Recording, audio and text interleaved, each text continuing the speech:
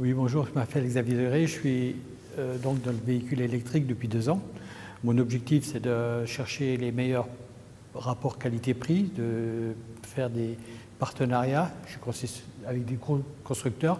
Je suis partenaire de 5 constructeurs dans le monde qui permettent d'avoir les meilleurs rapports qualité-prix, meilleurs services après-vente. Et j'assure donc, bien entendu, service après-vente sur le nombre d'années que le client le demande. Alors, une Smart City, dans l'idéal, c'est que tout le monde y retrouve sa place, que chacun y soit respecté, que chacun puisse s'exprimer.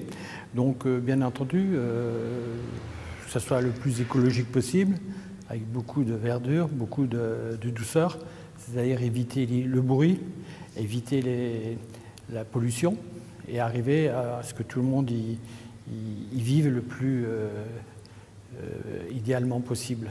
Donc c'est important pour moi le transport électrique. Il est évident qu'aujourd'hui on est de plus en plus dans un monde où, disons qu'au niveau mondial, l'électrique devient une solution. Et il est évident qu'aujourd'hui, compte tenu que l'électrique, ça peut être véhiculé par le soleil, ça peut être produit par le soleil, effectivement, c'est une solution d'avenir. Alors ensuite, dans l'idéal, il faudrait que ça soit... on aura certainement bientôt les voitures autonomes, et dans l'idéal, c'est que les gens puissent circuler en ville avec le maximum de liberté, avec le minimum de stress, et que tout le monde y retrouve sa place.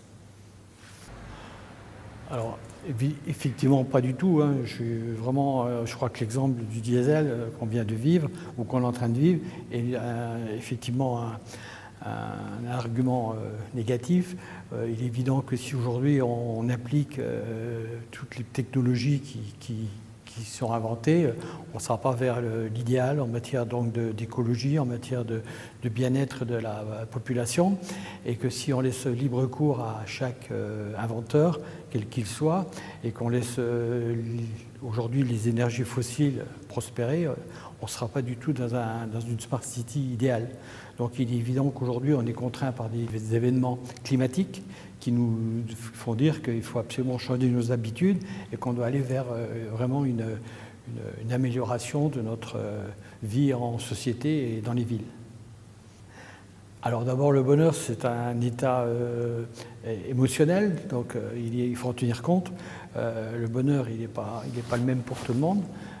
Je pense qu'effectivement, pour vivre bien sa Smart City, c'est d'avoir le minimum de stress, d'avoir le maximum d'aide au niveau de sa vie active, de pouvoir circuler librement, respirer librement, avoir des déplacements les plus fonctionnels possibles, et qu'effectivement, là, chacun retrouvera son compte. Après, bien sûr, la Smart City, c'est aussi un environnement qui soit écologique, qui soit au niveau des plantes, de la verdure, c'est important, et que ce soit au niveau architecture quelque chose de tout à fait agréable à vivre et de plaisant.